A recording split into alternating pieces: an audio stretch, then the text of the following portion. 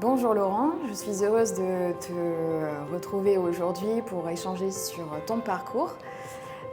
Alors, je vais te présenter rapidement. Donc, tu es docteur vétérinaire, philosophe et associé président du groupe V+. Tu aimes aussi la camaraderie, rigoler fort, manger et boire.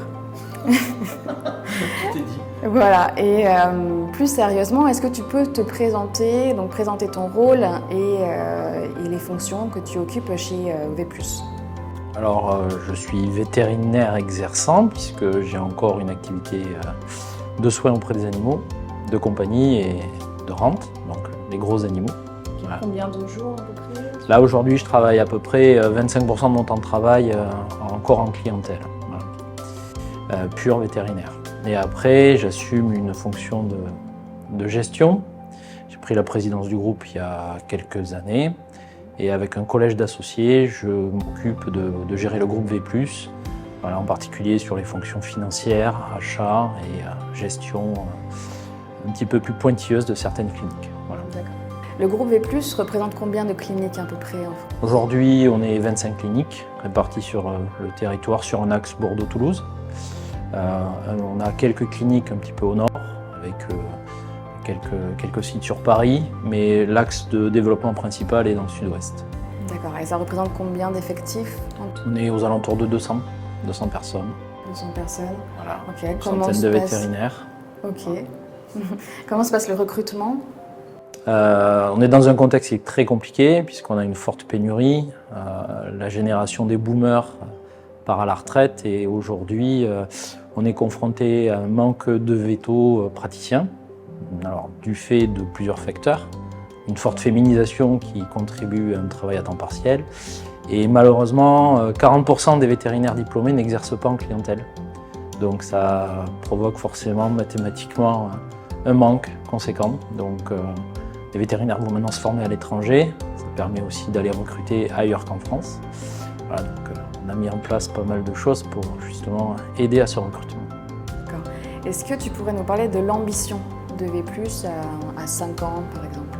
C'est une ambition raisonnable, puisqu'on est sur un développement qui est vraiment sur du long terme. On a la spécificité d'être aujourd'hui le seul réseau vétérinaire qui n'appartient qu'à des vétérinaires. C'est-à-dire qu'on n'est pas adossé à des partenaires financiers extérieurs, comme des fonds de pension ou autres. Et donc le développement, forcément, se fait différemment, à une autre échelle.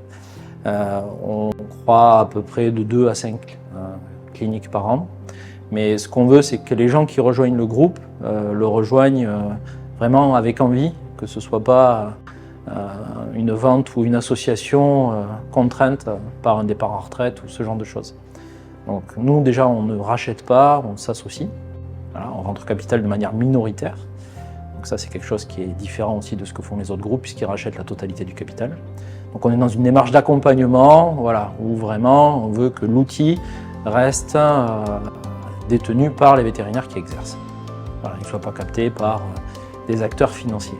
D'accord, donc il y a une vraie philosophie que vous défendez au sein de V+, pour pouvoir vous développer. Oui, exactement. Donc on a un développement qui se fait de manière un petit peu plus raisonnable. Alors tu nous parlais en fait de ta double fonction. Comment est-ce que tu es passé de ce poste, de cette fonction de total artisan ou soignant, donc en tant que vétérinaire à 100%, à un poste qui est mi-soignant, mi-vétérinaire et mi-gestionnaire de clinique? Quelle a été la transition mentale et physique pour que tu puisses être efficace, à l'aise et serein dans ces deux fonctions? Ça tient au parcours que j'avais initié avant d'exercer, puisque après avoir été diplômé, j'avais fait un parcours en sciences humaines. J'avais fait la faculté de Nantes en droit et économie pendant 3 ans. Donc déjà, j'étais un petit peu sorti du champ purement vétérinaire. Et j'avais fait aussi un parcours en sciences humaines, puisque j'avais fait des études de philo. Et bon, avec ce bagage-là, quand le groupe commençait à grandir, voilà, ça m'a permis finalement assez naturellement de me positionner pour pouvoir accéder à ces fonctions-là. D'accord. Et qu'est-ce que tu trouves Alors qu'est-ce qui est la plus grande complexité aujourd'hui pour toi de réaliser ces deux fonctions? C'est la gestion de l'emploi du temps. Voilà. Donc ça demande beaucoup de rigueur dans la planification. Après, le fait justement de garder cette double casquette, finalement, c'est une manière aussi de rester légitime quand on est dans une fonction de gestion, puisque le quotidien, on l'affronte régulièrement, on y est confronté. Donc quand on pose un diagnostic sur une clinique ou une société dans laquelle il y a des soucis, voilà, il est éclairé par ce qu'on rencontre au quotidien. On avait donc commencé ensemble une démarche de coaching il y a à peu près 2-3 ans. Oui. Est-ce que tu peux nous rappeler les thèmes qui avaient été abordés en tout premier lieu? On avait clarifié un petit peu les choses sur les objectifs personnels, voilà, pour hiérarchiser, voilà, de manière à redonner un petit peu de fluidité à tout ça.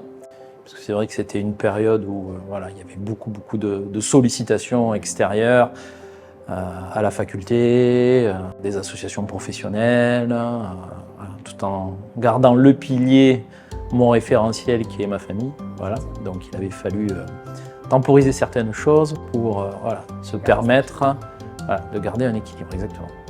Et donc ensuite, ce coaching t'a aidé sur la gestion du temps, sur la gestion du personnel, sur quel autre domaine on a pu travailler ensemble et sur lesquels tu as pu peut-être monter en compétence ou même gérer différemment ta double fonction? C'est la planification qui m'a beaucoup aidé, et puis le fait d'apporter cet éclairage extérieur, voilà, ce diagnostic sur la manière dont les choses s'articulaient autour de ma vie, qui ont aidé à faire progresser un petit peu dans tous les domaines, j'ai envie de dire. Voilà. Et comment est-ce que cela te sert encore aujourd'hui? Je suis devenu un planificateur expert. C'est automatique. Pas du tout. Donc, oui, et j'ai partagé ça avec ma femme, donc ça a vraiment un avantage parce que voilà, elle a une certaine capacité à désorganiser les choses parce qu'elle est très créatrice. Et voilà, le bazar est créateur, on dit. Voilà, donc là, on a mis un peu d'ordre de manière à pouvoir s'organiser aussi pour tout ça. Alors c'est vrai qu'aujourd'hui le coaching n'est pas très commun. Comment est-ce que tu as eu l'idée et pourquoi est-ce que tu pourrais le recommander à d'autres personnes?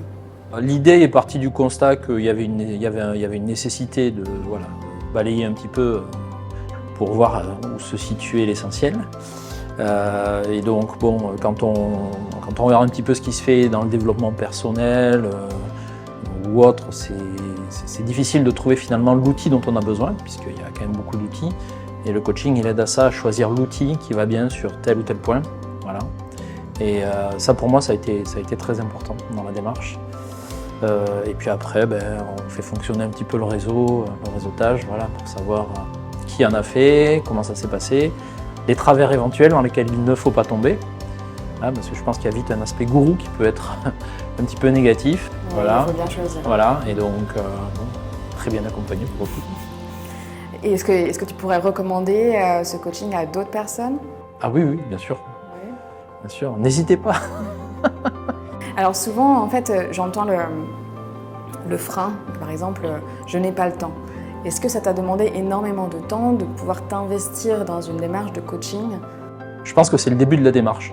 Savoir prendre le temps de commencer à se poser pour dire qu'il y a un problème, il faut l'affronter. Et bon, il y a un moment où on se dit, une fois qu'on a tout posé, je ne vais pas y arriver seul.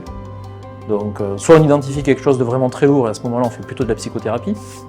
Soit on se dit, j'en suis pas à ce stade-là, mais par contre j'ai besoin de quelqu'un pour voilà, m'accompagner et dire, il faut que tu fasses différemment certaines choses. Et aujourd'hui, dans la clinique, eh bien, comment ça te sert encore? Est-ce qu'il y a comme une sorte de transmission de ce que tu as appris auprès de tes équipes? Oui, dans les équipes qui gèrent en particulier. Je pense qu'il y a certains outils, certains tempos qu'on peut donner, qu'on peut expliquer et qui aident, oui. Parce que souvent, en plus, on n'est pas du tout préparé à gérer. Et même quand on a fait du management, c'est toujours la mise en application qui n'est pas évidente. Donc ça permet de donner voilà, des outils et des bases pour transmettre. Et même au quotidien, je vois avec mon épouse qui a beaucoup de fonctions en plus de son métier de vétérinaire. Le fait d'avoir fait ce coaching, ça permet de se poser, de planifier ensemble. Voilà, ça a été vraiment profitable. Alors Laurent, je vais te demander juste une dernière phrase pour pouvoir résumer toute cette démarche de coaching que l'on a eue ensemble.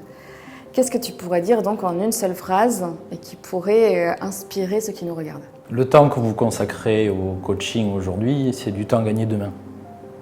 En effet, c'est du temps gagné demain parce que vous investissez pour votre vie entière et vous avancez 2 fois plus vite dans votre développement. Merci beaucoup Laurent. Avec plaisir. À très vite. À très vite.